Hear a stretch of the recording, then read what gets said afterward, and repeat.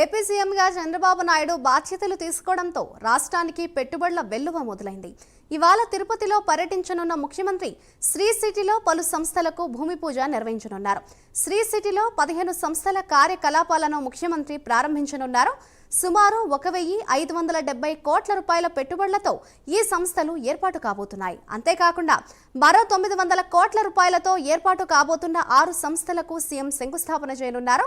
తిరుపతిలోనే 1,213 కోట్ల రూపాయల పెట్టుబడులతో ఏర్పాటు కానున్న మరో 5 కంపెనీలతో సీఎం చంద్రబాబు ఎంఓయూలు కుదుర్చుకోనున్నారు.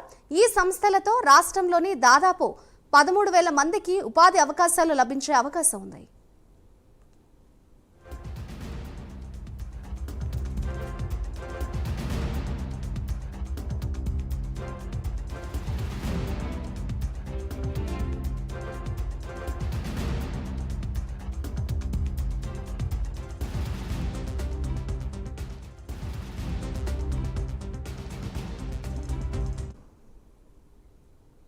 సీఎంగా చంద్రబాబు బాధ్యతలు తీసుకున్న తర్వాత ఏపీకి పెట్టుబడుల వెల్లువైతే కొనసాగుతోంది. ఇదే అంశంపై మరింత సమాచారాన్ని మా ప్రతినిధి హరిబాబు లైవ్ ద్వారా అందిస్తారు.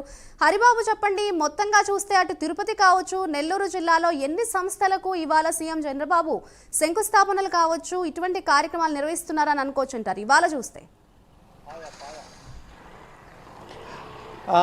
ముఖ్యమంత్రిగా చంద్రబాబు నాయుడు పదవి బాధ్యతలు చేపట్టిన తర్వాత ఆంధ్రప్రదేశ్కి పరిశ్రమల రాక పెరిగిందనే చెప్పాలి.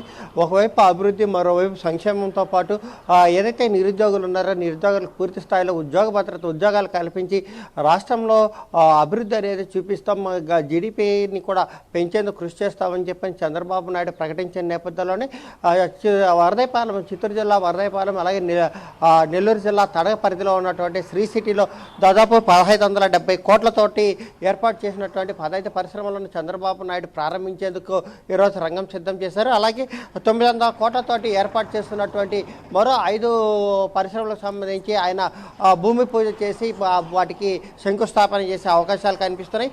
అలాగే మరో 1,213 కోట్లతోటి 5 కంపెనీలతోటి ఒప్పందాలు కుదుర్చుకునేందుకు చంద్రబాబు నాయుడు అక్కడ ఉన్నటువంటి వివిధ కంపెనీల ప్రతినిధులతోటి సంప్రదింపులు జరిపే అవకాశాలు కనిపిస్తున్నాయి. ఇందుకోసం శ్రీ సిటీలోని బిజినెస్ సెంటర్ని అధికారులు పూర్తి స్థాయిలో సంసిద్ధం చేశారు. అక్కడ వివిధ అంటే ఇండోనేషియా, చైనా, అలాగే సింగపూర్, యుఏఈ, జపాన్ ఇలా తదితర దేశాలకు చెందినటువంటి సంస్థల ప్రతినిధులు, సీఈఓలతోటి చంద్రబాబు ప్రత్యేకంగా సమావేశమై ఆ బిజినెస్ సెంటర్లో ఏదైతే పరిశ్రమలు రాష్ట్ర వ్యాప్తంగా ఏ ప్రాంతాల్లో ఏ పరిశ్రమలు పెడితే అనుకూలంగా ఉంటుంది, అక్కడ ఎలాంటి వసతులు కల్పిస్తాం, ప్రభుత్వం తరఫున ఎలాంటి హామీ అంటే వాళ్ళకి ఎలాంటి రాయితీలు ఇవ్వాలన్న దాని మీద చంద్రబాబు నాయుడు ఒక ప్రజెంటేషన్ ఇచ్చే అవకాశం ఉంది.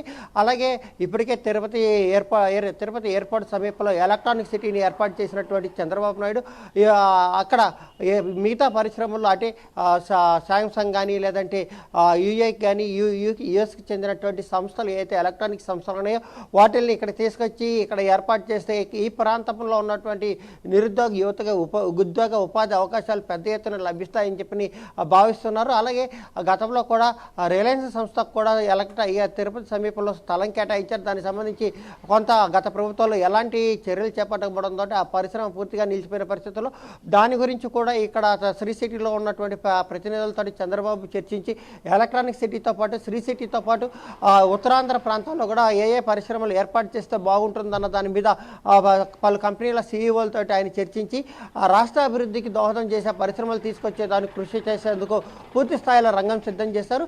అధికారులు కూడా ఇప్పటికే ఏర్పాట్ల మీద పలుసార్లు సమీక్షలు జరిపి వాటి మీద ఎక్కడ ఎలాంటి ఇబ్బందులు తలెత్తకుండా చర్యలు చేపట్టారని చెప్పాలి. Madhuri. Right, thank you Haribabu.